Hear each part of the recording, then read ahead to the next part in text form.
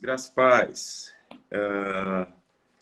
Bom domingo para todos. Que bom que a gente pode ter mais esse tempo de estudo, de aprendizagem. E certamente o Senhor vai nos conduzir também nesta manhã. Vamos dar sequência aqui ao estudo do livro de Apocalipse, ainda no capítulo 3. Desta vez, vendo algumas características da igreja de Laodiceia. Vamos pensar um pouquinho no que Deus evidencia dessa igreja. Mas antes da gente começar, vamos orar e colocar esse tempo diante do Senhor, porque só Ele para nos esclarecer e para nos instruir, nos conduzir nesse período de estudo e de meditação na palavra do Senhor. Vamos orar?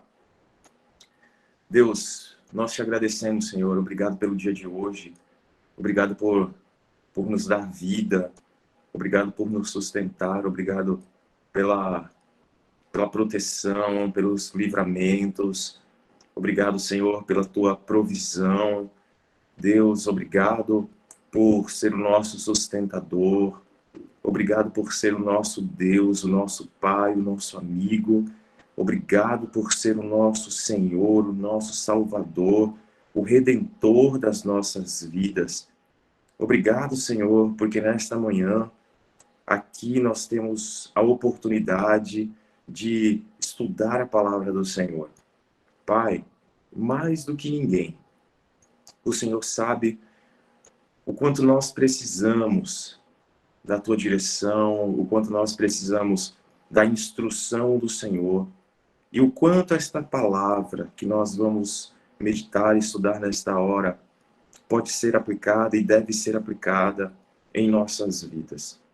A nossa oração, o nosso desejo, Senhor, é que o Senhor, por meio do teu Santo Espírito, usando cada irmão, cada irmã, venha edificar a tua igreja. E nós colocamos diante de ti este tempo agora, pedindo que cada instante seja usado com sabedoria, para o louvor e para a glória do teu nome. Que ao final desse estudo, todos tenhamos convicção de que o Senhor esteve falando conosco, nos instruindo por meio da tua palavra, e de que verdadeiramente nós precisamos viver aquilo que a tua palavra nos ensina. Afasta-nos dos perigos de sermos como a igreja de Laodiceia, Senhor. E trabalha em nossas vidas, em nosso coração. Nós oramos agradecidos em nome de Jesus. Amém. Bom, irmãos, vamos lá. Eu vou ler o texto, um texto curto, e logo em seguida eu já passo para os professores fazerem aí suas introduções, seus primeiros apontamentos, né? Seguindo aí talvez das suas impressões ou daquilo que eles têm de informações sobre a igreja e sobre a região de Laodiceia, tá bom? Vamos lá. Ao anjo da igreja em Laodiceia escreva: estas são as palavras do Amém, a testemunha fiel e verdadeira, o soberano da criação de Deus. Conheço as suas obras, sei que você não é frio nem quente. Melhor seria que fosse frio ou quente. Assim, porque você é morno, não é frio nem quente, estou a ponto de vomitá-lo da minha boca. Você diz: estou rico, adquiri riquezas e não preciso de nada. Não reconhece, porém, que é miserável, digno de compaixão, pobre, cego e que está nu. Dou este conselho: compre de mim ouro refinado no fogo, e você se tornará rico.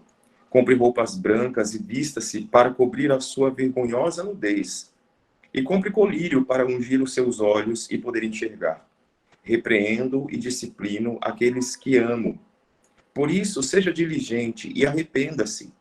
Eis que estou à porta e bato. Se alguém ouvir a minha voz e abrir a porta, entrarei e cearei com ele e ele comigo. Ao vencedor darei o direito de sentar-se comigo em meu trono, assim como eu também venci e sentei-me com meu Pai em seu trono. Aquele que tem ouvidos ouça o que o Espírito diz às igrejas.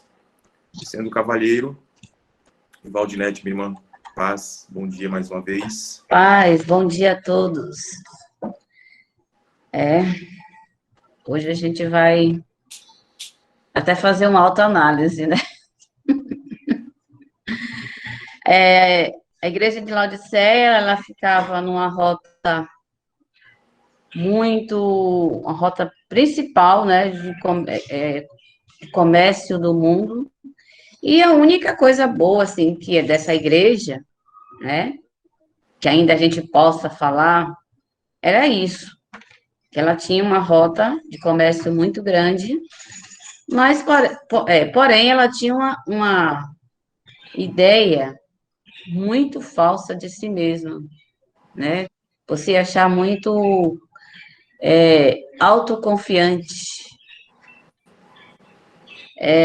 A cidade, Laodicea, como eu falei, ela era importante, fundada em 250, no ano de 2050 a.C., por Antíoco da Síria, onde ficava no cruzamento estratégico, uma principal rota comercial do mundo. Era uma cidade rica, populosa, e o interessante é que a igreja ganhou a cara da cidade, assimilou a cultura da cidade, tornando-se como a cidade. E ao invés dela impactar a cidade, né, ela, ela foi moldada pela cidade, assumindo as mesmas características da cidade. Como assim?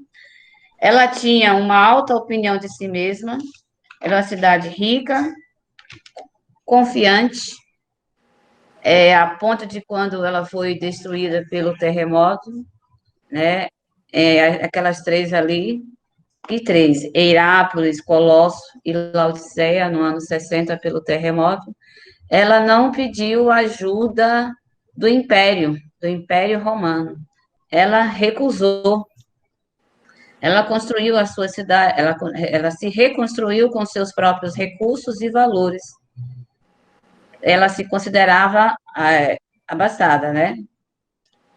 E ao mesmo tempo, ela era uma rota de idas e vindas, por ser um centro comercial muito grande. A igreja compreendeu, aquela cidade aprendeu a conviver com diversas culturas, ideias, valores, e por isso era uma cidade transigente, tolerante, e entendia que todas as coisas eram boas, assim como a igreja entendia que todas as coisas eram boas, positivas e proveitosas. E a igreja inserida neste contexto acabou agindo da mesma forma, não fazendo diferença no local onde ela estava inserida. Ela era conhecida principalmente por suas quatro marcas, né? Por ser um centro bancário. Segundo, porque ela era um centro industrial têxtil, o maior centro industrial têxtil da Ásia. Era um polo industrial. Terceiro, era mundialmente conhecida como centro médico. E quarto, que ela era o centro das águas térmicas. Muito bom, bom resumo, boa introdução. Natson, meu irmão, paz, bom dia. Bom dia, tudo bem? Bom dia a todos. Então, só para Só complementar algumas a chamada do Natson informações. tá baixa para vocês também ou só para mim, irmãos? Tá baixo para Abaixo você? está dando eco, ele acho que porque está em dois, né? É. Então,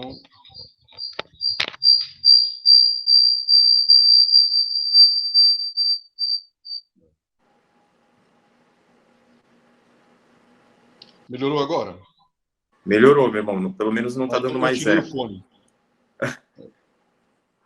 Com o fone fica melhor. Sem o fone fica melhor. Vai lá, meu irmão. Então, só para complementar algumas informações, né, a questão do nome da cidade, existiu um rei nessa, nessa região. Ele quis homenagear a esposa, e a esposa se chamava Laodice. Daí nomes, né? Por causa dessa homenagem, a cidade passou a ser chamada de Laodiceia. Tá bom? Depois de muito tempo, os romanos vão dominar, como dominaram várias regiões, e a região da Turquia, onde a cidade ficava, também foi dominada pelos romanos.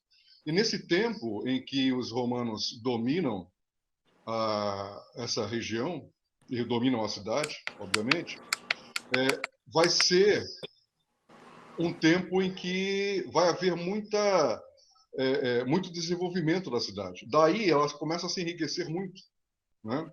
Ela começa a se enriquecer muito e passa, como a irmã falou, a ser um grande centro comercial, né?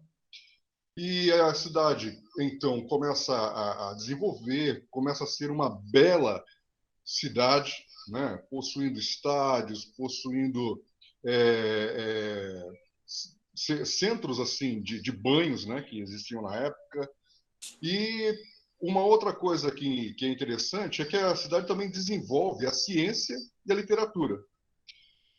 Desenvolvendo esse tipo de coisa, nós vamos ter também na cidade um centro importante de uma escola de medicina. Daí, né, nós temos a questão da medicina e o colírio, que é citado aqui em Apocalipse. Eles desenvolvem um colírio nessa cidade, né, bom para os olhos. Então, quem passava por lá e tinha problema nos olhos, procuravam, então, esse colírio. Uma outra coisa também interessante na cidade é que ela possuía um aqueduto, né? Como é que funcionava isso? O aqueduto ele trazia água de outro lugar. Que lugar era esse? Era a cidade de Hierápolis, né? Essa cidade em Hierápolis, a cidade possuía águas quentes, águas termais, né?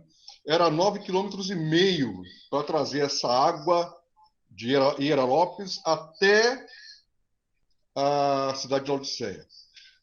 É o seguinte, a ideia era trazer água quente, mas não deu certo, porque era muito longe.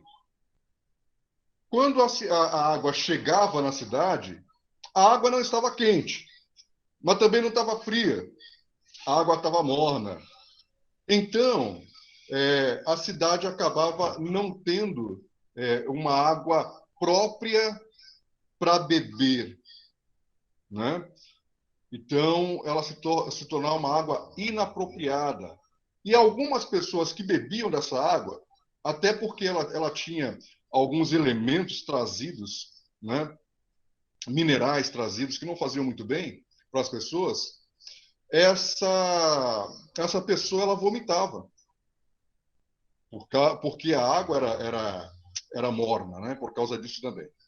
Então, nós temos em Apocalipse essa chamada de atenção, né?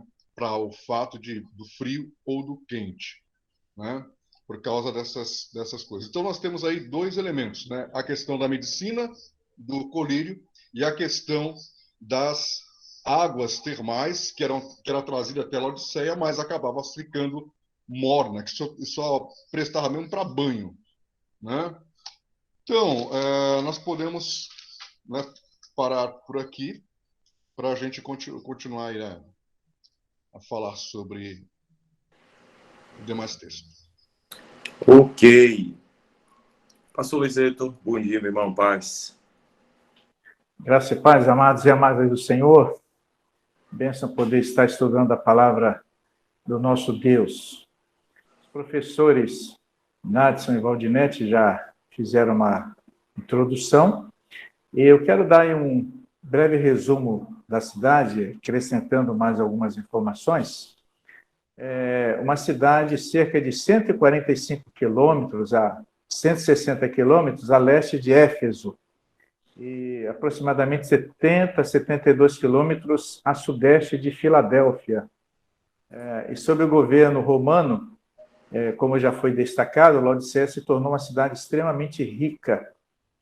Era um centro comercial e financeiro importante e era famosa por sua riqueza, por sua indústria de um tecido negro. E é interessante observar essa questão, tecido negro, porque mais adiante vocês vão entender.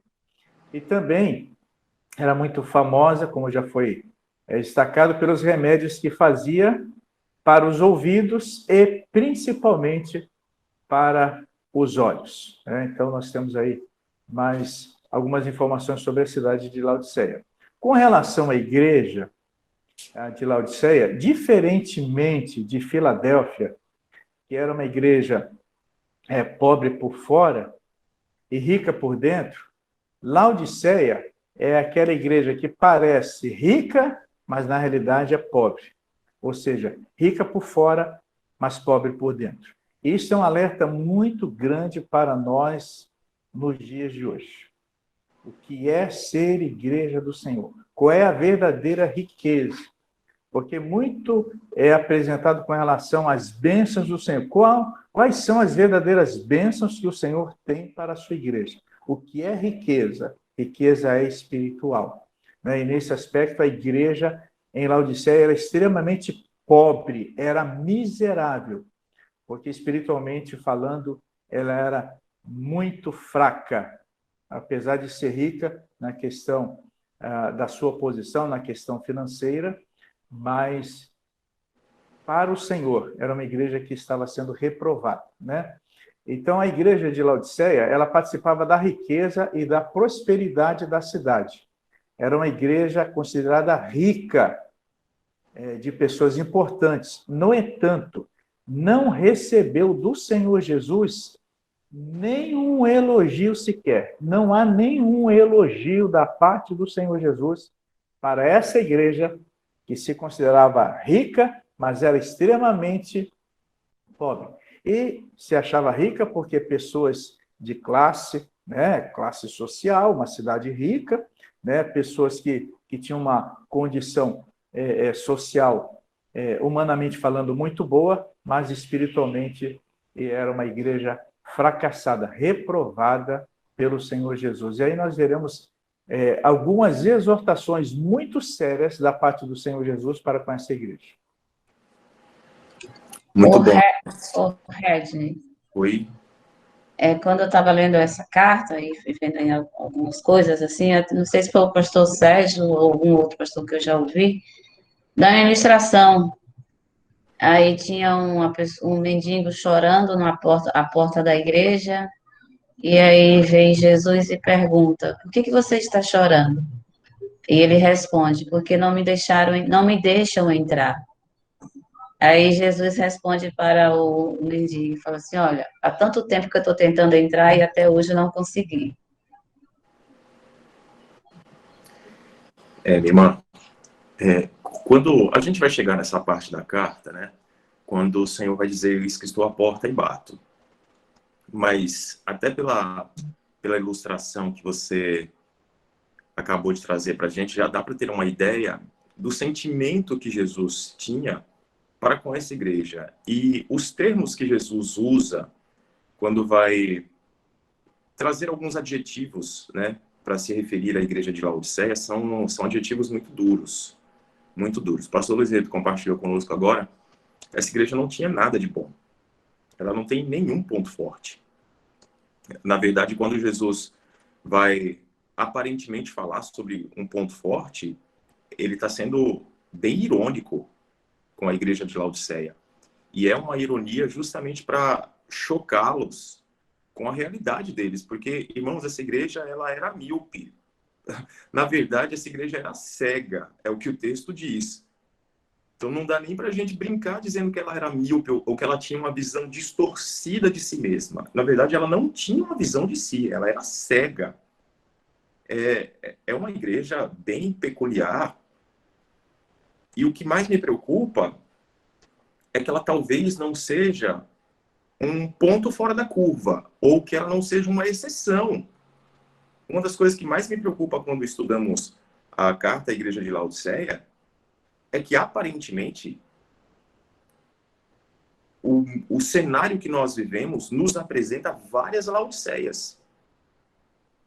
E o meu grande receio é que a gente corre um risco de também se tornar como a igreja de Laodiceia. Em alguns fatores, em outros não, mas a gente precisa olhar para essa carta, como para todas as outras, a gente precisa olhar para essa carta e dizer assim: Senhor, se há algo em que nós estamos nos assemelhando a Laodiceia, por favor, nos mostre, porque nós queremos abandonar. Amados, se aproximar, não precisa chegar a ser, se aproximar do que foi Laodiceia é morte. É morte, tá? Mas, vamos lá. O irmão Nadson falou sobre o tempo de fundação dessa igreja, né?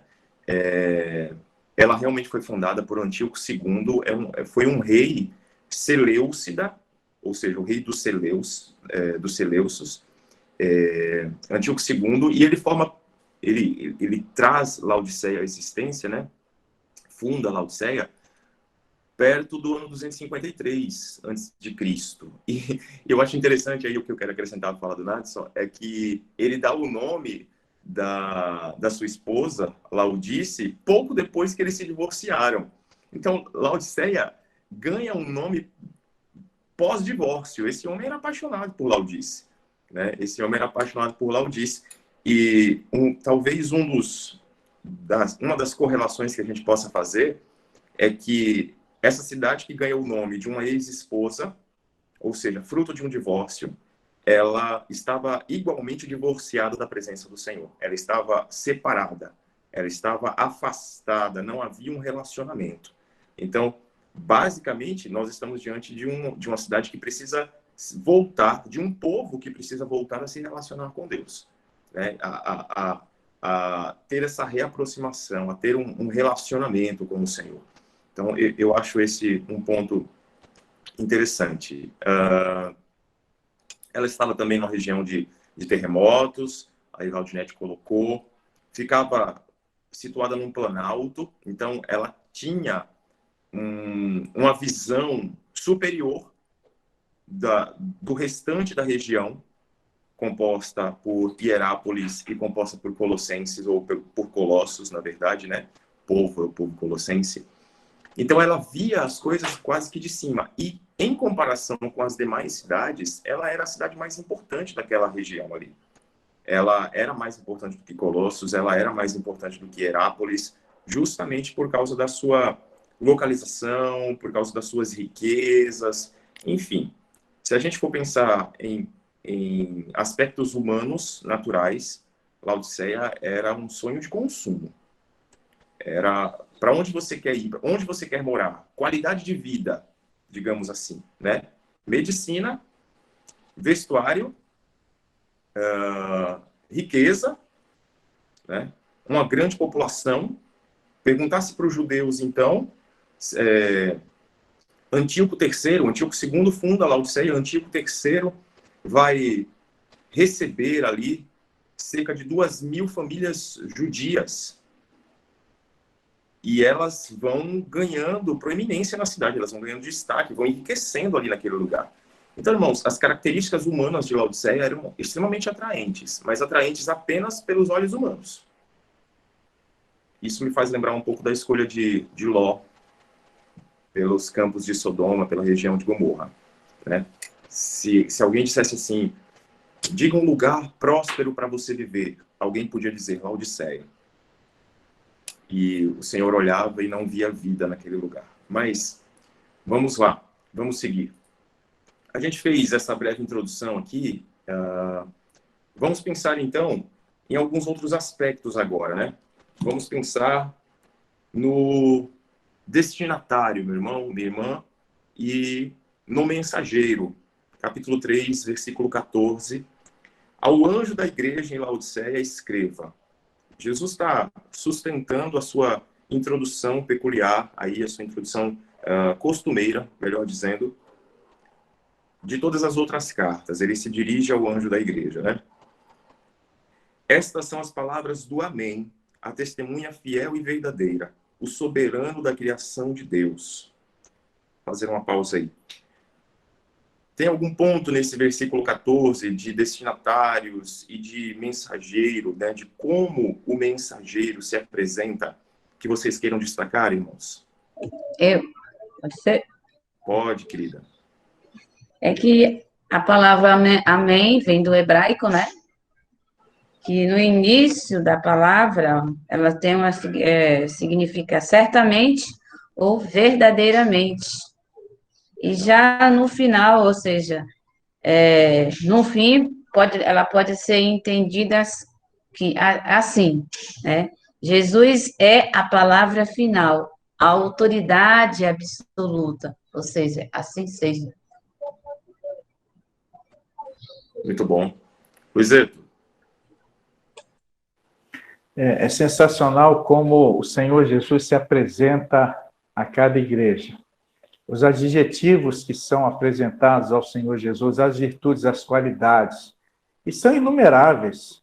Nós poderíamos passar o dia todo aqui dizendo que Jesus é bom, é maravilhoso, é sensacional, é espetacular, é fantástico, é o Rei dos Reis, Senhor dos Senhores. Olha, tá vendo? Eu já estou me empolgando aqui, me entusiasmando, estou seguindo. E aí, quando nós temos essa palavra, né? Estas coisas diz o Amém, a testemunha fiel e verdadeira, o princípio da criação de Deus. É simplesmente fantástico, né? Nós temos aí o Amém, e aí significando que as afirmações do Senhor Jesus são verdadeiras.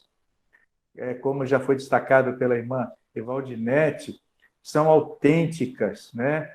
Jesus é uma pessoa, né? É um ser, é o Senhor em que se pode confiar, é quem tem a palavra final. E aí nós temos nesse amém aí muita coisa, estamos falando de forma reduzida, mas essa expressão amém tem aí um significado muito mais amplo do que a nossa mente extremamente limitada possa estar conceituando. E aí nós temos, quando ele se apresenta além de amém, como a testemunha fiel e verdadeira. Que coisa linda! O que significa isso? Aquela testemunha em que se pode confiar, porque diz sempre a verdade, nada mais, nada além do que a verdade. E conhece aquilo que dá testemunho. Então, é verdadeiro, é fiel naquilo que dá testemunho, né? E até porque conhece aquilo de que está testemunhando. Então, Jesus, ele é o criador da igreja, ele conhece a sua igreja, ele, apesar de toda a indiferença da igreja ali de Laodiceia, era senhor daquela igreja, por isso estava falando, porque conhecia aquela igreja como ninguém conhecia. Porque nem eles, que eram membros da igreja, que pensavam que conheciam a igreja, se achavam uma igreja rica, mas eram pobres, na realidade, eles não conheciam a igreja. Quem conhecia realmente era o Senhor Jesus. E aí, quando ele diz, né, o princípio da criação de Deus, ele se apresenta como o princípio da criação de Deus. Ou seja, ele é o agente de Deus na criação de todas as coisas.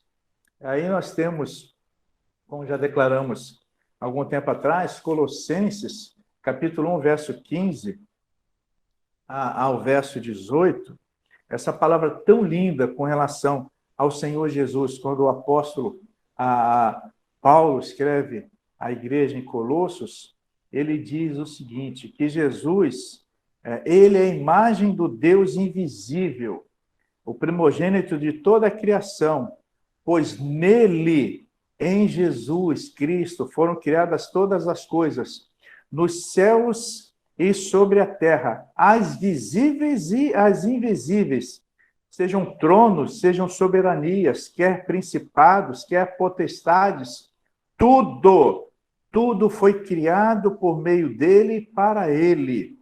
Ele é antes de todas as coisas, nele tudo subsiste. Ele é a cabeça do corpo, que coisa linda, da igreja. Ele é o princípio, o primogênito de entre os mortos, para que em todas as coisas ele tivesse a primazia.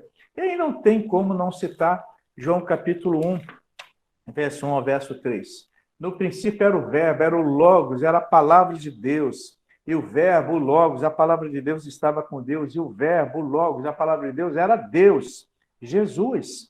Ele, Jesus, estava no princípio com Deus. todas as coisas foram feitas por intermédio dele, e sem ele, nada do que foi feito se fez. Gente, fantástico isso. Simplesmente maravilhoso. Né? Quem é que está falando daquela igreja? É o Senhor Jesus, com todas essas virtudes, com todas essas qualidades, com todas essas grandezas. Jesus é fantástico, Jesus é demais. Ele é o mensageiro para essa igreja.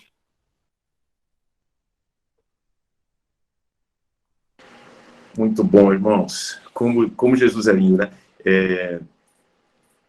É muito provável que esse texto, irmãos, aos Colossenses, também fosse de conhecimento, e assim, de conhecimento claro da igreja em Laodiceia.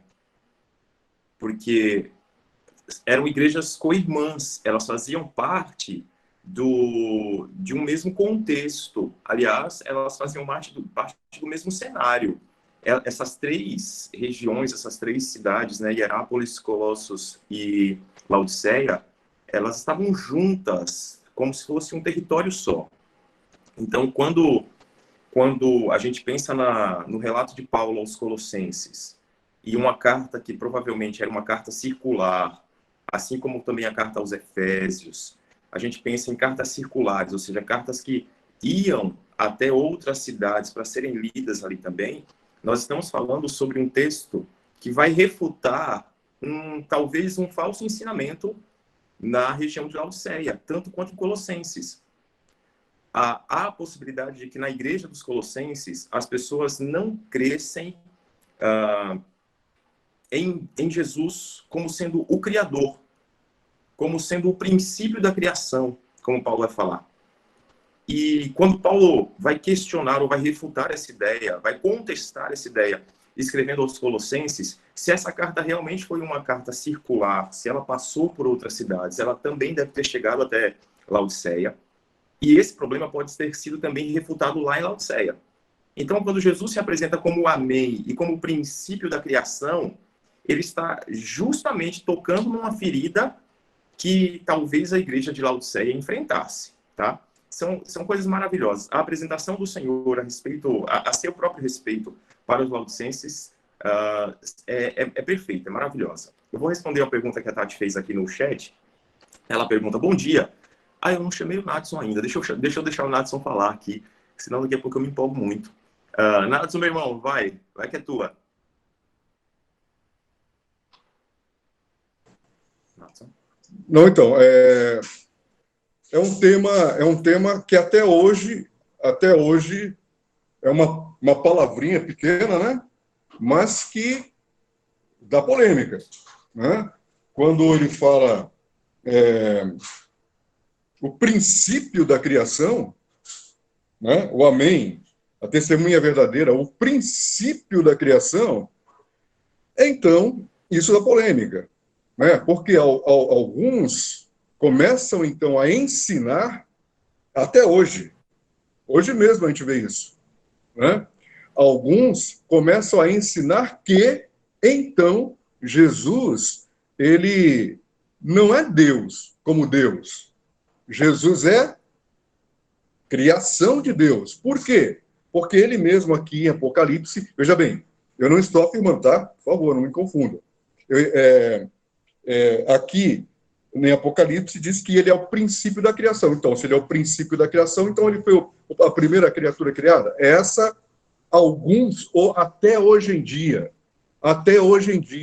alguns ensinam dessa maneira.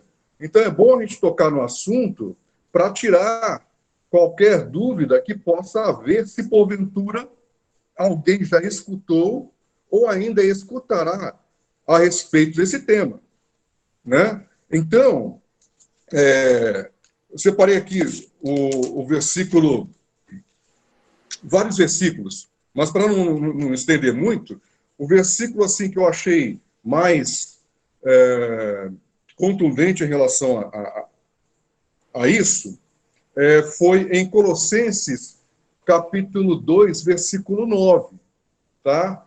Que diz porque nele habita corporalmente toda a plenitude da divindade. Aí fechou. Por que fechou? Porque plenitude é plenitude, é completo. Né? Então, se há plenitude da divindade, então significa, né, já não há mais a dúvida de Jesus ser Deus pleno, como Deus é Deus. Né? É isso que eu gostaria de ter completado, tá bom? Muito bom, meu irmão.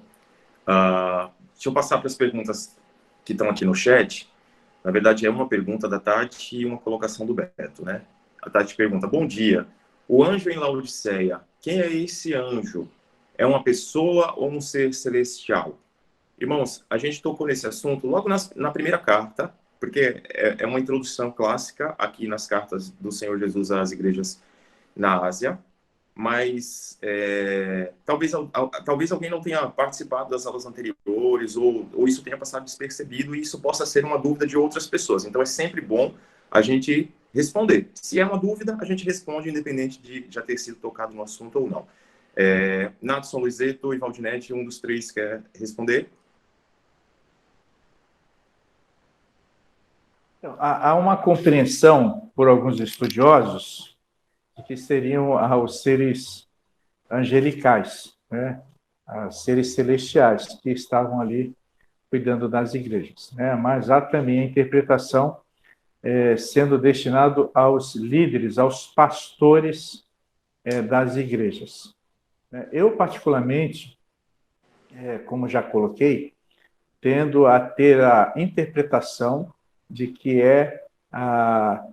cada carta endereçada ao líder, ao pastor da igreja, até porque cada carta deveria ser lida, né, em alta voz, né, para o conhecimento de todos. Então, deveria ser lida para as igrejas. Eu, particularmente, apesar de alguns entenderem serem seres celestiais, eu, particularmente, respeitando essa posição, né, e até que pode ser também, nós não descartamos, né, porque nós estamos estudando um assunto muito complexo, muito amplo, com as nossas mentes extremamente limitadas. Mas eu acredito que o destinatário ou os destinatários sejam os líderes, os pastores das igrejas. Nesse caso aqui, a carta sendo endereçada ao pastor, ao líder espiritual da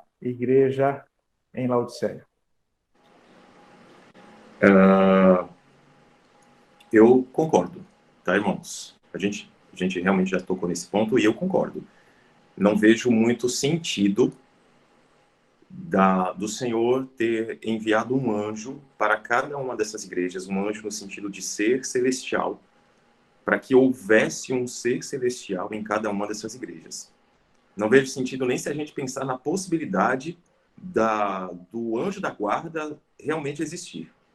Então, é uma outra discussão que não cabe a esse momento. Existe ou não existe anjo da guarda, eu acho que agora nem compete, mas é algo bastante difícil de entender, principalmente quando a gente volta para o texto bíblico, né? Se a gente voltar para o texto bíblico, o texto Apocalipse, capítulo 1, vai dizer assim, ó, versículo 19. Escreva, pois, as coisas que você viu, tanto as presentes como as que acontecerão. Este é o mistério das 7 estrelas que você viu em minha mão direita e dos 7 candelabros. As 7 estrelas são os anjos das 7 igrejas e os 7 candelabros são as 7 igrejas. Então é como se Jesus, né, estivesse falando para que João relatasse que existem 7 igrejas, que ele representa aqui como os 7 candelabros, e que para cada uma dessas 7 igrejas existe uma pessoa responsável a quem ele chama de anjo. Se a gente for pensar na função do anjo, irmãos, biblicamente falando, o anjo era um mensageiro da parte do Senhor.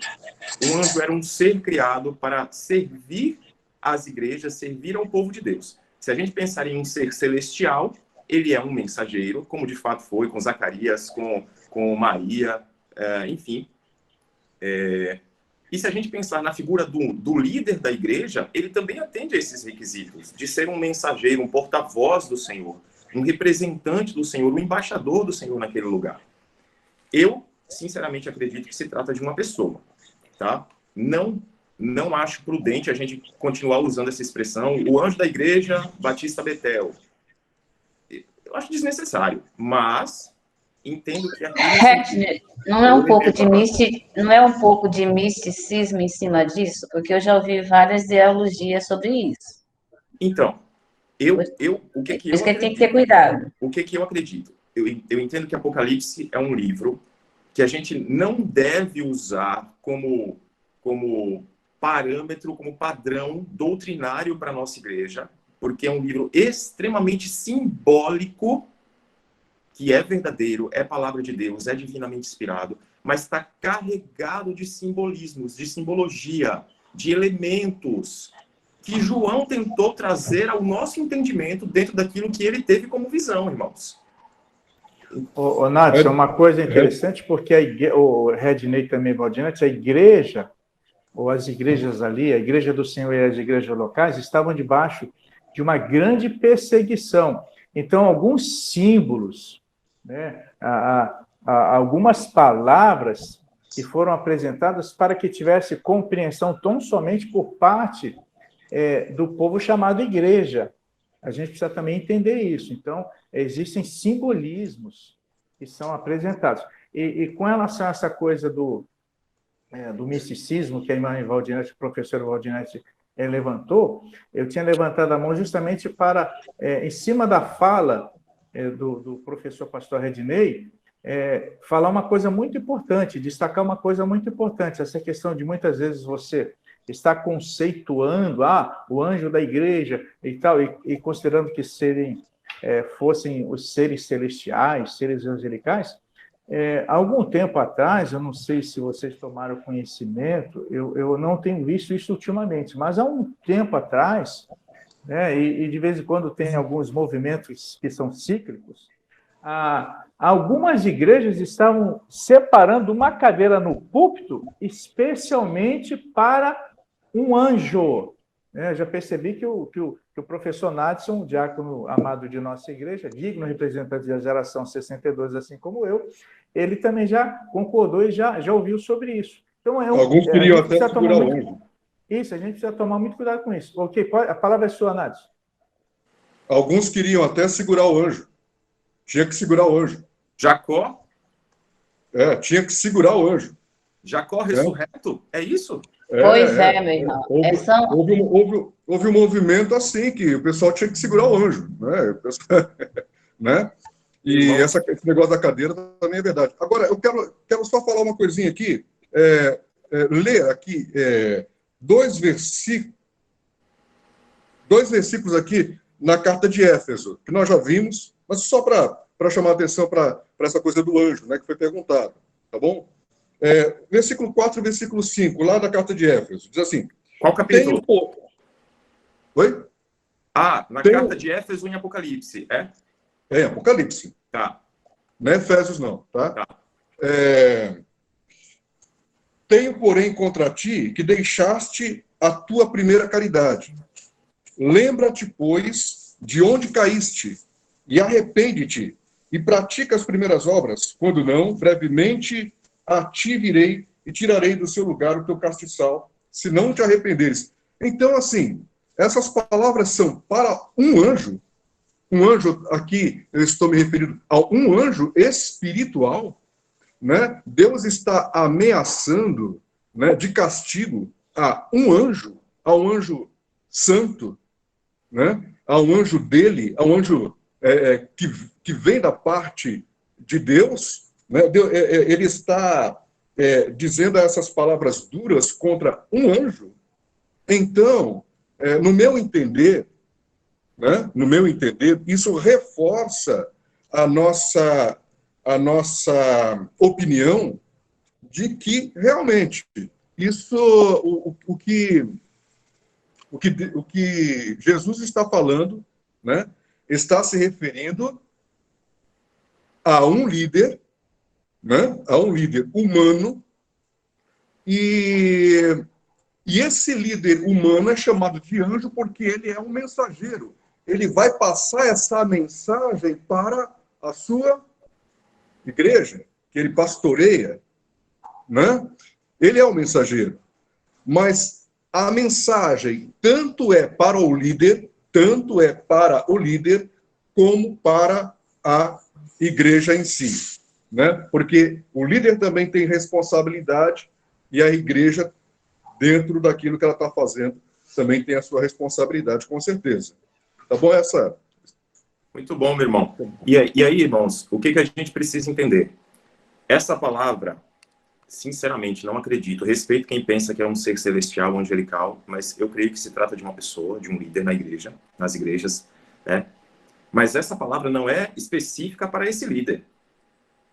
Em nenhuma das cartas, Jesus dá a entender que ele está se dirigindo a pecados que o líder cometia, isoladamente. Ele simplesmente é, de fato, como a gente já falou aqui, vou repetir, é o mensageiro. Então, Jesus endereça essa carta para o líder da igreja para que ele retransmita essa palavra para o restante da igreja. É uma palavra para a igreja.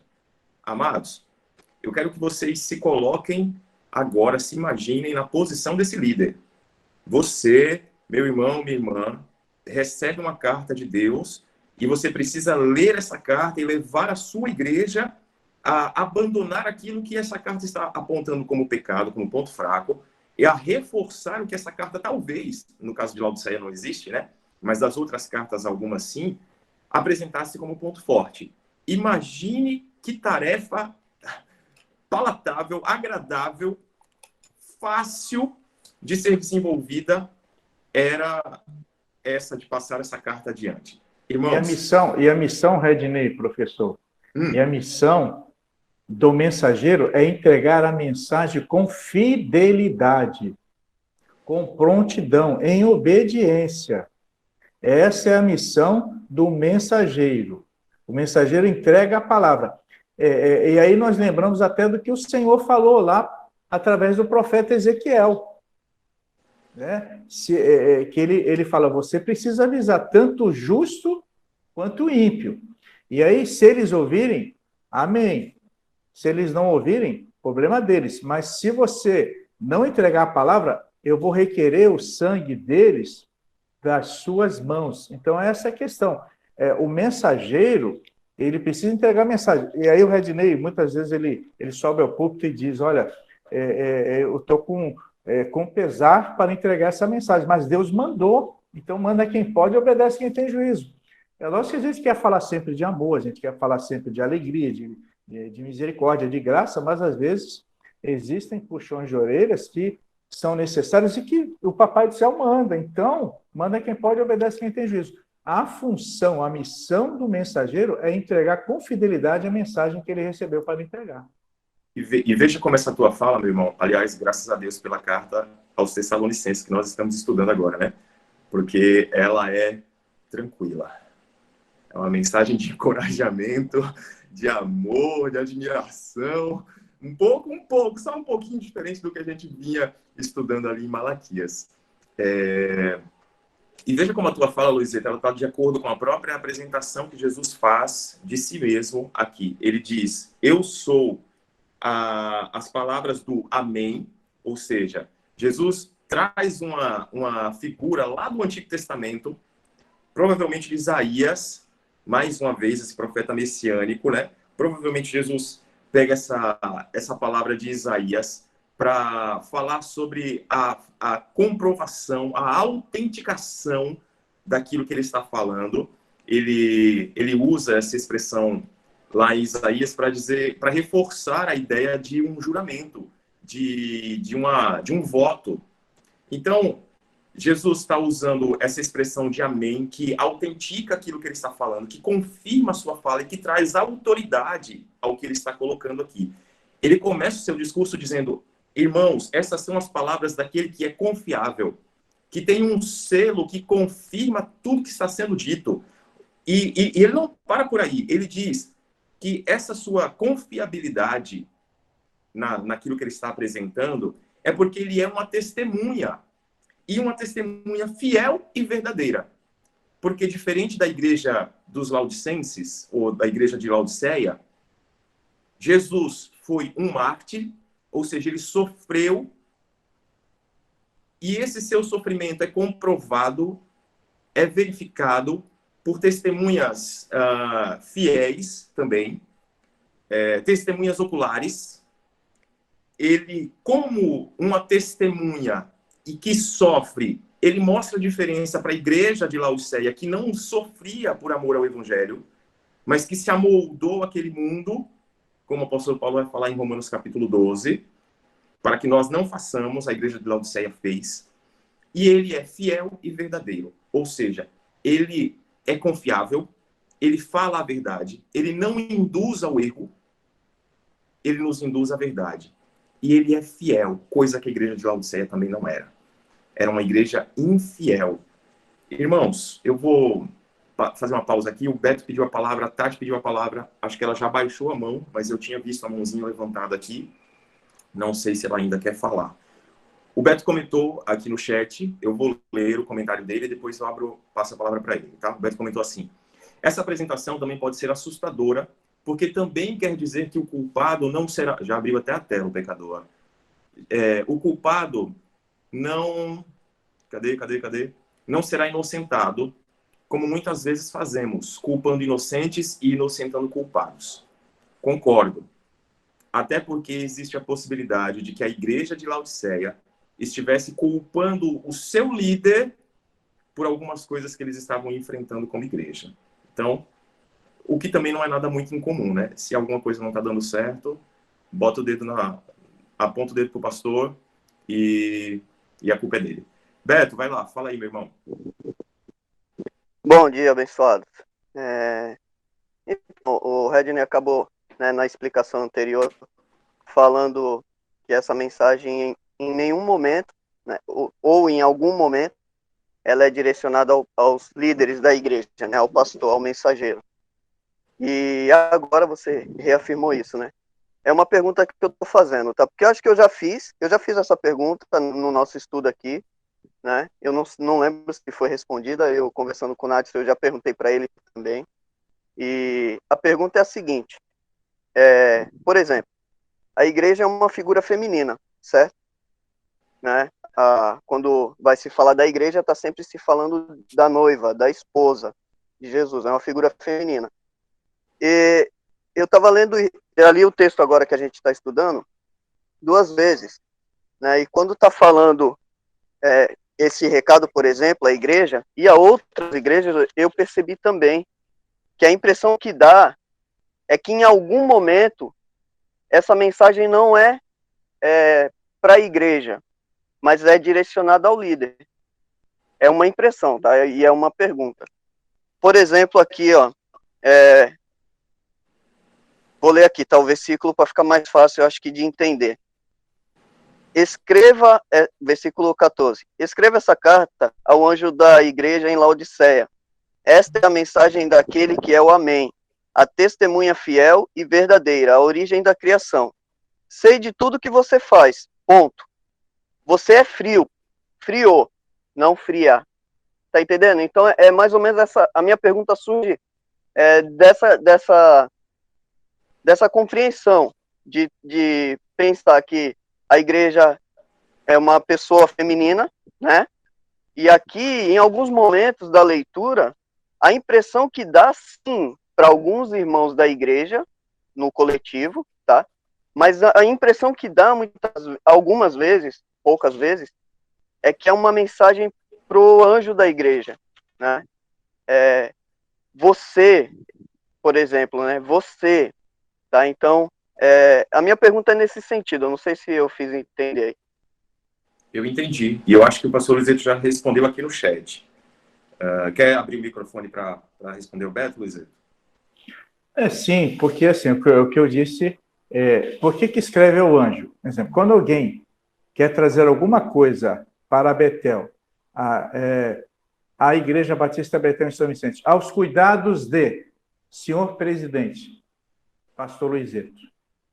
Então, geralmente, quando nós endereçamos a um responsável. Apesar da igreja ela ser apresentada na condição feminina, né, até a terminação igreja, né, termina com A, e aí nós temos também noiva, esposa, mas a igreja é corpo, a igreja é o corpo.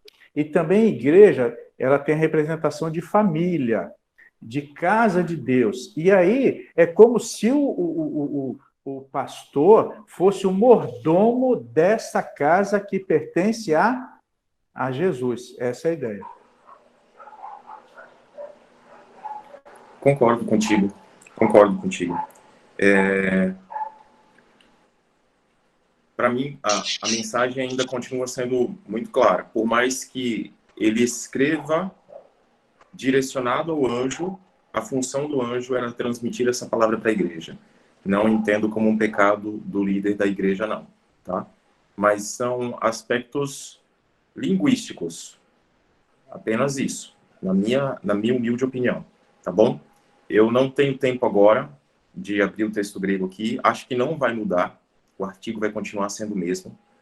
Mas depois, até na própria aula da semana que vem, se você lembrar, Beto, me pergunta, que eu já dou uma olhada no texto original e vejo se há alguma Pode deixar mudança. que lembrar é comigo mesmo, amigo. Eu sei, cobrar é contigo, né? Te conheço. Mas aí, da próxima semana, eu vejo se tem alguma mudança, se tem alguma alteração. Eu não acredito que tenha, tá bom? Acredito que a perspectiva é exatamente essa aqui. Mas vamos seguir, senão a gente não consegue concluir. Aliás, acho difícil que a gente conclua, já são 11h10. O que nós temos aqui, então, agora, irmãos? A gente falou... A Tati está com a mão levantada há tempo já. Agora, mas não estava, não. Ela apertou de novo agora. Tinha apertado antes, tirou e agora apertou de novo. Fala, Tati. Bom dia, meus irmãos.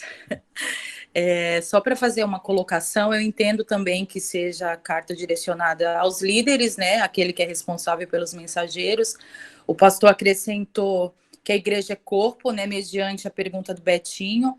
Mas eu queria só acrescentar que os líderes espirituais das igrejas também faz parte da igreja, também é corpo, né? Antes de ser o mensageiro, ele é também igreja, né? Só para fazer essa pontuação só. Bom dia e obrigado. Sem dúvida nenhuma. A igreja é uma só, irmãos. O líder, o pastor, quem quer que seja, ele não é uma peça fora. Ele faz parte do corpo, né? O que a gente está dizendo aqui é que essa carta não apresenta os pecados do líder. Ela apresenta os pecados de uma igreja. Se esse líder, dentro dessa igreja, também estava em pecado, é uma outra discussão. A gente não sabe. Aqui na carta à igreja de Laodiceia, diferente do que a gente viu, não tem um grupo que escapa. Parece que toda a igreja de Laodiceia estava corrompida. Então, é muito provável que o próprio anjo da igreja, que o próprio líder dessa igreja também estivesse corrompido, também tivesse se amoldado ao ambiente daquela cidade. Então, isso nos leva a crer quando nós pensamos na igreja de Laodiceia. Quando nós pensamos em outras cartas aqui de Apocalipse, então, também temos margem para crer que o líder pode não ter se contaminado. Ele pode estar lidando com um grupo que se perdeu no meio da igreja. Então, dá uma lida nas cartas anteriores, você vai ver que tem carta que uma parte da igreja está corrompida, outra parte não. Tem carta em que um grupo não aceita os ensinos de um determinado grupo dos nicolaítas, não aceita ou está tolerando Jezabel. Então, existem grupos divididos no meio da igreja em diferentes igrejas, tá? Para cada uma delas, a figura do anjo vai representar, vai se colocar em um determinado ponto. Ou do grupo que se contamina, ou do grupo que não se contamina, ou como na igreja de Laodiceia, provavelmente toda a igreja se desencaminhou, toda a igreja se perdeu. E provavelmente o líder também está nesse pacote, tá? Então são casos e casos. Mas é isso que a gente está tentando explicar. Com relação à tua fala, não resta a menor dúvida. O líder ou o pastor, ele é parte da igreja. Só que ele pode se contaminar ou não. E nem sempre a contaminação ou o desencaminhar da igreja é culpa do líder. Por mais que o líder pregue, por mais que o líder bata, por mais que ele seja fiel às escrituras, pode ter igreja que não queira ouvir e obedecer. É só a gente pensar, por exemplo, no caso de Jeremias, profeta. Quantas vezes pregou e o que a pregação dele teve de efeito prático na vida do povo, à sua volta? Pelo contrário, prenderam Jeremias. Fala, Luizeto. É interessante aqui, no início da carta de Apocalipse, ou livro de Apocalipse, Apocalipse capítulo 1, verso 11, olha o que João recebe. O que vês, escreve em livro e manda às 7 igrejas: Éfeso, Esmina, Pérgamo, Tiatira, Sardes, Filadélfia e Laodiceia. É lógico, o pastor ele participa do corpo da igreja, graças a Deus, porque antes também de ser pastor, ele é irmão. Aliás, tem gente que fala assim: ô irmão, desculpa, pastor. Eu falei: não, pelo amor de Deus, a gente quase não é chamado de irmão. Quando é chamado de irmão, ainda pede desculpa. Não, senhor, ele me chama de irmão. É bom também ser chamado de irmão, né? Eu sinto falta de ser chamado de irmão, né? Aliás, o pessoal costuma chamar o Redney de Redney, irmão Redney, quando vai falar, o Luizeto é o pastor, né? Não, o Redney também é pastor, então me chama de irmão também, eu gosto de ser chamado de irmão, né? Quero me sentir irmão de vocês, até porque nós somos irmãos. Mas é interessante isso: o que vês, escreve em livro e manda às 7 igrejas. Então, lógico que a mensagem também não é só para a igreja, é para o mensageiro, porque o mensageiro também é parte da igreja, né? É aquilo que a gente fala, né? Se a mensagem não converter o pregador, não vai converter ninguém. Mas tem aquele detalhe: muitas vezes o pregador está inflamado com aquela mensagem, como o profeta Jeremias, né? Que ninguém se converteu durante o ministério dele. Aliás, acabei de ler agora Lamentações de Jeremias, e eu comentando com a Né sobre isso. Deus realizando tanta coisa, Deus falando, o pessoal dizendo assim: ó, o que você falar, o profeta, em nome de Deus, nós vamos cumprir. Aí o profeta fala uma coisa, o povo vai e faz outra coisa.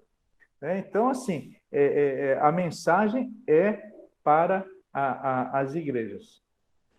Perfeito, perfeito. Vamos seguir, irmãos?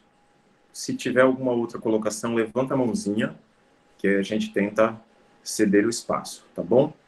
O que nós temos agora, depois que nós falamos da introdução, né, com destinatários, com fórmula do mensageiro, do versículo 14. Então, agora a gente vai para os supostos, ou para o suposto ponto forte aqui da igreja de Laodiceia: inexistente. A gente já sabe disso, né? Vou ler os versos 15 e 16 para ver o que o Jesus está falando como suposto ponto forte dessa igreja. Versículo 15 diz assim: conheço as suas obras, sei que você não é frio nem quente. Melhor seria que você fosse frio ou quente. Assim, porque você é morno, não é frio nem quente, estou a ponto de vomitá-lo da minha boca. Vamos lá. Eu acho que a primeira pergunta que a gente precisa se fazer aqui é: Jesus está falando de algo espiritual? Parece uma pergunta óbvia, né? E eu espero que a resposta seja óbvia, mas tem gente que tenta complicar as coisas. O Nadson falou sobre o princípio da criação e tem gente que tenta pegar essas coisas para distorcer. Também tem gente que não acredita muito que Jesus esteja falando num sentido espiritual. Mas vejamos lá. Vou começar com o Nadson, já falei o nome dele. Oi, Obra. Tu espera te chamar, você fica me interrompendo toda hora, eu vou tirar, eu não posso Larga tirar. de obra. Vai, já que chamou, fala aí, Lima, vai. Fala assim não, vai. Vamos lá. Desculpa aí. Sim, a resposta é sim, completamente sim. Porque Jesus, ele não está estático, né? Quando ele fala assim que o candeeiro, ele caminha né, sobre a igreja, no meio da igreja. Ele tem o diagnóstico espiritual, a saúde, ele tem o diagnóstico da saúde espiritual da igreja. Ele conhece realmente a igreja é um corpo, como já colocamos aqui, né? E ele conhece cada membro, como está a saúde espiritual de cada um. E como não tem pontos fortes, mas ela não tinha, a gente vê que ela não tinha falsos apóstolos, não tinha falsos mestres, não tinha a doutrina de Balaão, não tinha a doutrina de Jezabel, não tinha a doutrina dos nicolaítas. Era uma igreja doutrinariamente segura e estava ortodoxamente, essa palavra aí. Ortodoxamente. Isso, segura, né? Afinada, só na palavra, mas na prática, não. E ela tinha perdido o seu vigor espiritual, tinha perdido os seus valores espirituais e tinha perdido a sua visão espiritual, tinha perdido as suas vestes espirituais. Então, esse foi o diagnóstico. Por isso que Jesus fala, conheço as tuas obras. Porque ela tinha perdido o principal, o vigor espiritual. Por isso que ele nem é quente, nem é morno, né? Nem frio, quer dizer, como o Nádio já falou, que a cidade de, deixa eu ver aqui, a cidade de Colossos era conhecida como por suas águas geladas, que também eram medicinais, né? Águas frias e terapêuticas, e Herápolis era conhecida como a cidade de águas térmicas, que quando chegava em Laodiceia já vinha morna, né? E um crente morno, ele é pior do que um incrédulo. Porque ele não reconhece que precisa. Para ele está tudo bem, que não tem nada a ver. Essa palavra é boa, né? Só que não. Que não tem nada a ver, que ele está bem, que está bem na fita, só que não muda de atitude. Não procura corrigir-se diante da palavra de Deus. Não procura cada dia, como diz Jesus Cristo, seguir a Cristo, carregando a cada dia a sua cruz e siga-me. Ou seja, cada dia eu reconhecer os meus erros, mudar de atitude e seguir a Cristo, viver Jesus Cristo. Muito bom, minha irmã. Muito bom. Nadson. Então, algumas coisas que Jesus fala nessas cartas me lembram enquanto ele estava entre os seus discípulos aqui na Terra, né? Interessante que quando ele estava dando seus ensinamentos entre os discípulos, Jesus sempre usava elementos da cultura, elementos ali do dia a dia do povo para poder ensinar, né? E aqui nas cartas de Apocalipse, a gente vê a mesma coisa, né? Em cada carta, Jesus pega elementos da cultura, né? Elementos ali que o povo conhece e reconhece, né? E usa aqui para aconselhar, para admoestar, né? E fazer comparações, de maneira que o povo entendia muito bem o que Jesus estava dizendo, né? Na questão do colírio, né? Na questão da água morna, né? Dos aquedutos que a gente comentou, né? Na questão da lã preta, né? Que era para fazer os tecidos, né? Tudo isso o povo bem conhecia, né? E ele faz, então, uma comparação muito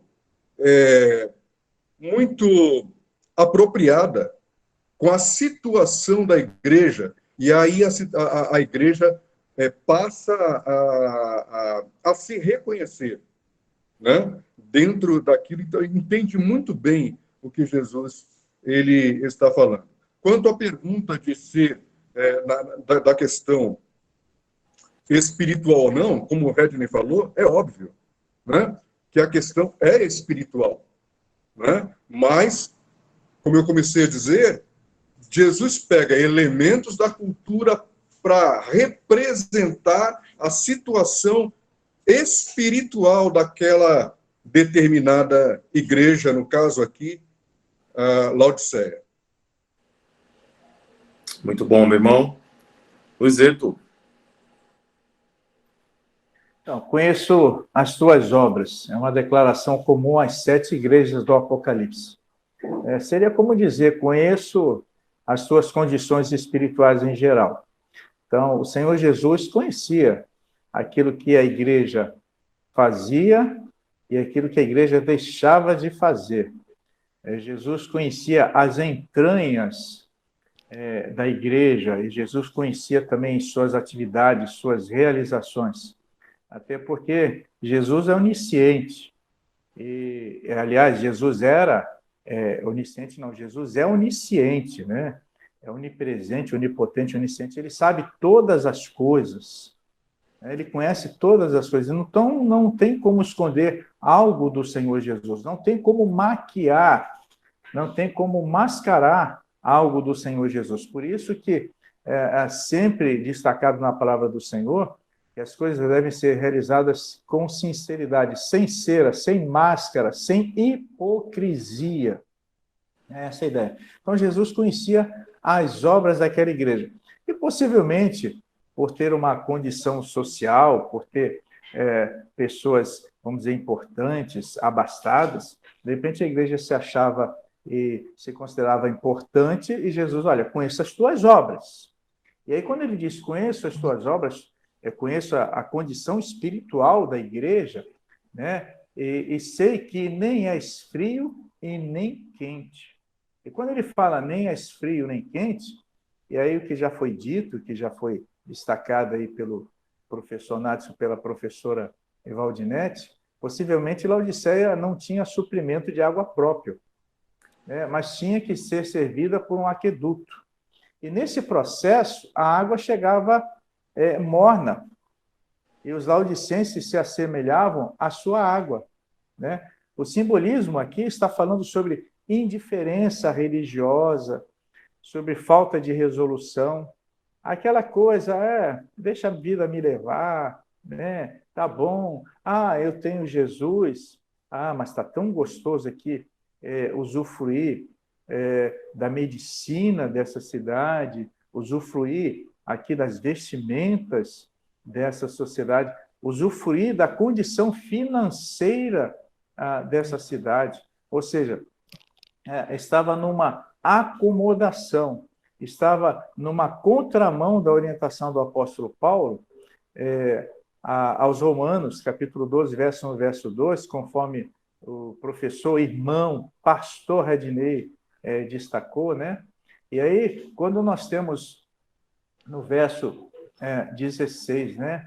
Assim, porque és morno e nem és quente nem frio, estou a ponto de vomitar-te da minha boca. Gente, é muito sério, né? Porque és morno, vomitar-te, né? Perto de Laodiceia havia fontes de água mineral, e água mineral morna e emética, que o viajante sedento chegava e ele rejeitaria com nojo, porque ele está com sede e vai beber aquela água morna, né? Como se fosse aquela água, uma água rota, uma água que não é agradável. Então, ao invés de satisfazer aquilo, produzia náusea, produzia nojo, né? Então, o que Jesus está dizendo? Que a apatia e a indiferença complacente da igreja em Laodiceia eram piores que a hostilidade aberta contra o evangelho e produziram repulsa em Cristo. O que a irmã Evaldinete, professora, destacou, aquela questão que muitas vezes é pior alguém numa condição espiritual terrível, morna dentro da igreja, do que até um incrédulo. Porque o incrédulo ele é um campo missionário a ser alcançado. E aquele que está dentro da igreja, ele foi alcançado, mas ele não está levando a sério a palavra do Senhor. E aí a gente lembra até da parábola do Senhor Jesus com relação à semeadura, né? Com a semente que caiu em determinados solos.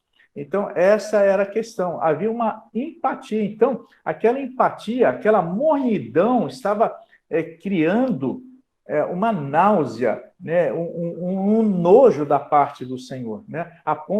Estou a ponto de vomitar-te, né? E é uma palavra muito séria, estou a ponto de vomitar-te, né? Quando a gente bebe algo que é extremamente desagradável, né? Quando a gente tem um alimento que é extremamente desagradável e você quer engolir, mas não dá, você tem que chegar e colocar para fora, né? Estou a ponto de vomitar-te da minha boca.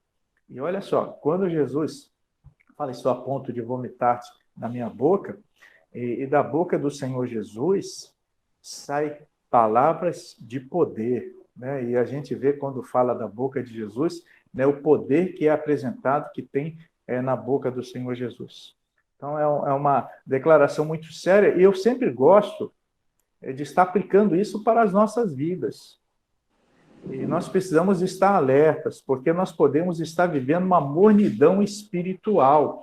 Pensamos em estar agradando ao Senhor. Mas nós somos uma igreja de vanguarda. Nós temos um excelente ministério infantil. Olha, todas as salas são climatizadas. Olha, os nossos bancos são, na realidade, são cadeiras de almofada de última geração. Olha, nós temos o melhor som, a melhor projeção. Olha, não falta recursos para nada. Olha, nós temos a melhor condição de prestar um culto ao Senhor. E muitas vezes um ativismo religioso, muitas vezes uma conformidade com o pecado, e aí nós temos tudo isso e o pecado sendo praticado dentro da igreja, e ninguém toma posição, e aquela coisa, a gente lê a palavra de Deus, a gente estuda a palavra de Deus, é tão bom, e a gente faz isso como se fosse um entretenimento, né? E correr o risco aqui da igreja estar se reunindo como se fosse um entretenimento, né? Como se fosse nós somos da classe da igreja, né? Nós temos Jesus como Senhor e Salvador, olha, legal, né? E como a Evaldinete disse, de repente tinha uma boa doutrina, porque não há nenhuma repreensão, nenhuma recriminação com relação a isso, a falsos ensinos, mas aparentemente parecia uma comunidade que estava levando a sério a palavra do Senhor, mas estava conformada com os padrões do mundo. E a gente precisa tomar cuidado, porque a cada vez mais nós somos tentados a nos conformar com os padrões desse mundo. E quando eu falo em entretenimento, me foge agora, eu não sei se é o John Piper, eu não sei se é um outro homem de Deus, né, estudioso, que recentemente declarou que o principal desafio da igreja, né, o principal fator da igreja é deixar de cumprir a tarefa do Senhor é o entretenimento. Né? O entretenimento ele tem envolvido a igreja. Então, vamos maratonar séries. Vamos passar o dia na internet. Vamos passar o dia assistindo partida de futebol, novela, cinema, Netflix, Amazon Prime, e vamos embora. Então, assim, hoje, cada vez mais plataformas. Então, nós estamos, a cada dia, inseridos pelo entretenimento. E se a igreja não tomar cuidado, o entretenimento vai promover uma mornidão no nosso relacionamento com o Senhor. Meu irmão, eu acho interessante... Lá vem tudo de novo, obra. Eu já deixo para você falar só um minutinho. Eu acho interessante, Luizeto, como cada vez mais a gente consegue passar 1 hora, é o tempo mínimo de um filme, 1 hora, né? Alguns filmes têm 3 horas de duração, até no cinema, tendo que fazer intervalo para poder ser concluído. Séries, a maioria das séries tem episódios aí de 40 minutos, pelo menos. Então, raras as séries que têm menos que 40 minutos de duração por episódio. Partida de futebol são 2 tempos de 45 minutos. Se a gente for contar com os acréscimos, são pelo menos 50 minutos em média para cada tempo. Então, 100 minutos de duração para uma partida de futebol. E eu acho interessante como as pessoas conseguem passar dias fazendo isso, horas fazendo coisas como essas. e conversando nos bate-papos, nas redes sociais, olhando a vida alheia nas redes sociais, mas não tem tempo para a palavra de Deus, não tem tempo para oração. Tem gente que reclama, meu irmão, quando nos devocionais pela manhã eu mando um áudio de 5 minutos, de 10 minutos. Tem gente que reclama. Já recebi mensagem de gente dizendo, pô, 10 minutos de áudio. Irmão, faz favor, não ouça. Não ouça. Irmã, se 10 minutos de áudio, de uma reflexão da palavra de Deus e de um tempo de oração pela manhã é muito para você, não ouça. Porque com certeza não é para você. É para quem quer. E aí quem quer vai ouvir e vai ser edificado, porque não é a minha palavra, é a palavra de Deus. Né? Então, quando você olhar a minha mensagem pela manhã e você vir lá 5 minutos de áudio, 2 minutos de áudio, ou se chegar a 10, porque não é o meu objetivo, mas se chegar a 10 e você não quiser, não ouça, mas não me mande mensagem, porque eu estou fazendo para quem quer. Eu estou fazendo para quem é, como eu, como terra seca que anseia pela corrente das águas. Então, é um compartilhar e quase um desabafo, porque a gente vê uma geração se perdendo em coisas inúteis, vazias, e vivendo de aparência. Pegando o gancho ainda da fala do pastor Luizeto, as águas, irmãos, que vinham de Herápolis, elas rompiam, e de Laodiceia, que estava num planalto, ou seja, num plano um pouco mais alto, era possível ver aquelas fontes jorrando. Era lindo aos olhos ver aquelas fontes jorrando de águas termais. Que coisa linda. Só que bonito por fora e morto por dentro. Era o retrato da igreja de Laodiceia. Essas águas que chegavam de Herápolis, elas vinham repletas, cheias de sedimentos, de carbonato de cálcio. E quando você tentava beber essa água repleta de carbonato de cálcio e ainda por cima morna, não tinha outra coisa, vomitaria.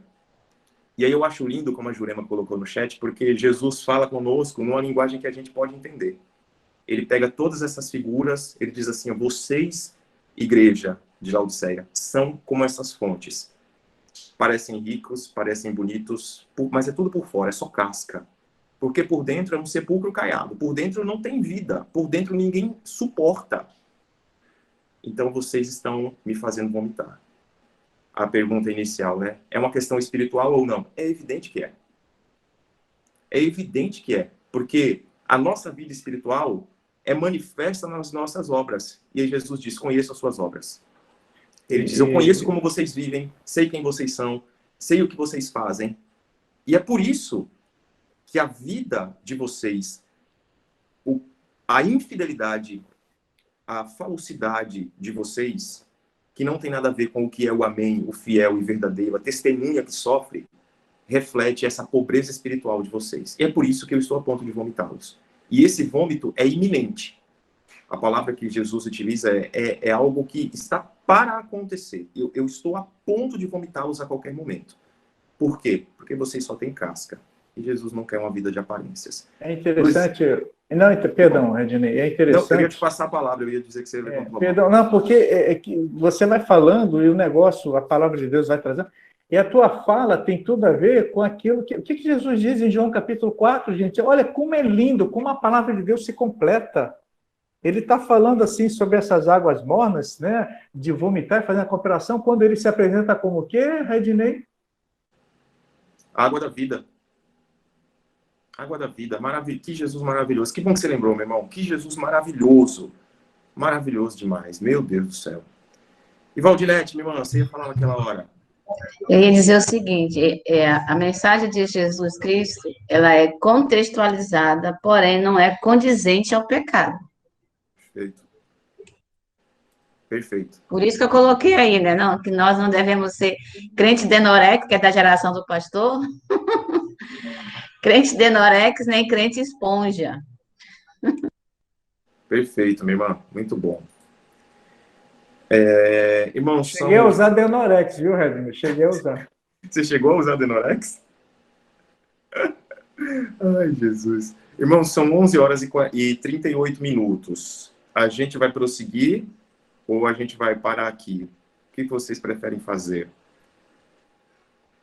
Eu sugiro, Redney, que a gente faça as considerações, prossegue no sentido de fazer as considerações, porque eu creio que vai ser muito difícil terminar hoje, senão a gente vai até 1h da tarde, né? Também eu preciso estar 4h30 nas dependências da igreja, mas é sempre bom deixar com gostinho de quero mais, né? Mas eu creio que a gente possa estar trabalhando isso e até abrindo aí prosseguindo com relação ao que também achei.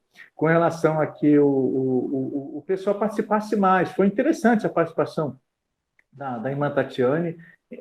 Tatiane é Redney com I, tá? No final. É Redney com I. Demudo I, né? Ele coloca isso no WhatsApp, né? Viu como é que eu te conheço, Redney? Então, o Betinho também participando, a Jurema. Eu acho muito interessante. Até os professores, a gente está fazendo essas considerações e as aplicações para os dias atuais, né? Eu acho. O Betinho já tá se manifestando, né? E acredito se quiser, acredito que o Nadson também usou Denorex, chegou a usar Denorex, acreditem se quiser, não usou, não. Confesso. Mas eu creio que a gente poderia aproveitar esse tempo agora para a gente fazer o fechamento, porque que tem muita coisa. O restante do texto, olha, e preparando o estudo, a gente tem muita coisa. E vai ser difícil a gente terminar hoje. Então, eu acho que nesse ponto a gente para e a gente retoma faz uma recapitulação rápida, como você sabe muito bem fazer, e a gente dá o prosseguimento na próxima semana.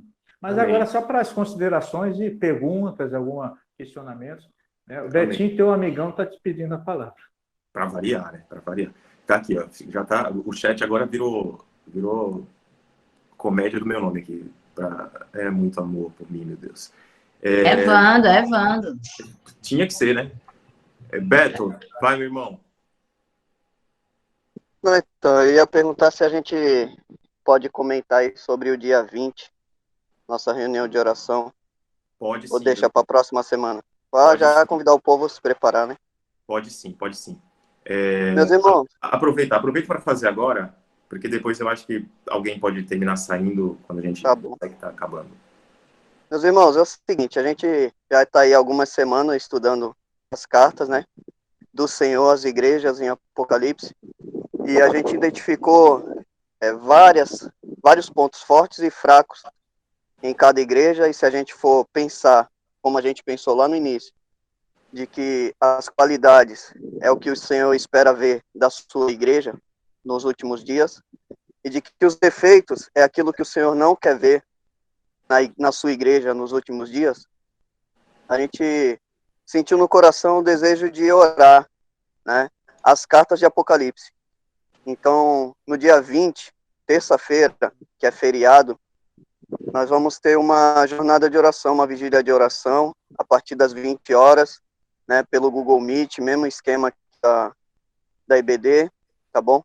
Então, o convite é para que, não lá, mas desde já, a gente esteja refletindo, né, sobre cada ponto forte, sobre cada ponto fraco das igrejas, porque, irmãos, mais do que estudo, a gente viu hoje, né, a igreja que a gente estudou hoje era uma igreja que talvez tinha toda a teologia que precisava ter, mas, todavia, né, era uma igreja que não era quente, não era avivada. E o que o Senhor espera não é uma igreja teológica, o que o Senhor espera é uma igreja viva, uma igreja avivada. Então a gente quer convidar os irmãos, as irmãs, para participarem desse período de oração com a gente. Nós vamos ter reflexões sobre cada igreja, né, reflexões breves, e vamos orar sobre os defeitos e as qualidades, tentando nos enxergar, como diz o apóstolo Paulo, né, no texto de 1 Coríntios, examine-se o homem, examine-se, pois, cada um a si mesmo, mas também nós precisamos nos examinar como um coletivo, né? Então, o convite é para que você participe com a gente, principalmente vocês que estão aqui na IBD, que estão acompanhando o raciocínio, né? Para que a gente não tenha somente um ensino, que a gente não tenha somente a instrução, mas que a gente tenha fogo queimando no nosso coração, para agradar esse noivo que vem buscar sua noiva, né? Mais do que instrução, eu acredito que o que a gente precisa é amor e paixão pelo Senhor. Tá bom? Então esse é um convite, provavelmente semana que vem a gente reforça, para não deixar os irmãos esquecerem, mas é um convite para toda a igreja. Então, se você pode colocar o computador na televisão, convidar sua família para estar participando, né? Faça isso. Eu tenho certeza que o Senhor vai fazer grandes coisas, porque ele começa por meio da igreja, né? E eu lembro agora que o Senhor Jesus, ele falou: o meu povo erra por não conhecer as Escrituras e nem o poder de Deus. Então não basta as Escrituras, elas são essenciais. A instrução é essencial, é fundamental. Mas se não tiver o poder de Deus, irmão, a manifestação do Senhor em nossa vida e através da nossa vida, nós estamos, como o pastor acabou falando, nós estamos vivendo um entretenimento. Estamos gostando de ouvir um bom discurso. E não é isso que o Senhor fez com essa igreja. Como eu disse lá nas primeiras aulas, o Senhor confiou a nós, igreja, em sua soberania, Deus confiou a nós algumas coisas, e Ele espera uma resposta a nós. E acho que a primeira resposta que o Senhor espera de nós é que a gente, como igreja, reconheça os nossos pecados e nos comprometa com aquilo que Deus quer fazer, e não com o que a gente quer fazer para o Senhor, tá bom? Deus abençoe, boa semana, bom almoço a todos. Amém. Amém. A irmã Tatiane já colocou aqui uma pergunta para a próxima semana, e a gente vai tentar aí, os professores, acredito que todos voltarão a participar na próxima aula, né? Vão tentar trazer algumas evidências. O texto já traz para nós algumas características de uma igreja morna. Jesus traz algumas evidências disso aqui, até pelo contexto, pelas ilustrações que ele traz. Ele já dá a entender algumas questões, mas a gente pode fazer um apanhado mais geral ainda, saindo um pouco até da própria carta de Laodiceia, pegando um pouco mais da Bíblia como um todo. Irmãos, a gente vai parar por aqui, tá bom? Não vou nem pedir para a Valdinete fazer as últimas considerações, nem o Natson, nem o Luizeto, porque cada vez que a gente fala, cada vez que algum fala, vai puxando, e a gente nunca consegue parar, e glória a Deus por isso, porque é muito prazeroso. Então vamos só... A fonte é boa. A fonte é boa, inesgotável, irmão, é inesgotável. Vamos orar, a gente finaliza por hoje, e fica o gostinho de quero mais para a próxima semana, tá? Eu vou pedir para a Tatiane orar, porque ela foi uma das que mais positivamente tumultuou o nosso chat hoje. E aí a Tati ora e depois o Luizeto impetra a bênção, por favor, para a gente finalizar, tá bom? Eu só fiz uma simples pergunta. Amém. Imagina as difíceis, hein, Redney? Eu tenho medo de pensar nisso. Ai, Jesus. Senhor, nós rendemos graça ao teu santo nome mais uma vez nessa manhã. Obrigada, Senhor Jesus, pela tua palavra. Obrigada pelo esclarecimento da tua palavra, pelo entendimento. Louvo ao Senhor pela vida dos meus irmãos, professores aqui que estudam para trazer respostas, ó Deus, da tua parte. Quero pedir que o Senhor possa abençoar cada um deles, continue dando entendimento, sabedoria, e que nós possamos, como igreja, não apenas, Senhor Jesus, entender e saber, mas vivenciar a tua palavra dia após dia nessa terra, Pai. Obrigada, Senhor, abençoa o nosso almoço, nós queremos te cultuar nesse dia e rendemos graça ao Senhor desde agora com o nosso coração, com a nossa vida. Fica conosco nessa tarde.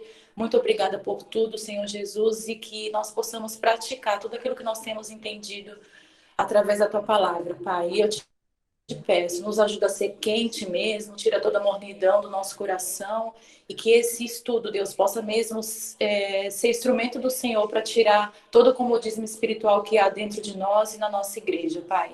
Muito obrigada, Jesus, nós te agradecemos e te louvamos nessa hora em nome de Jesus.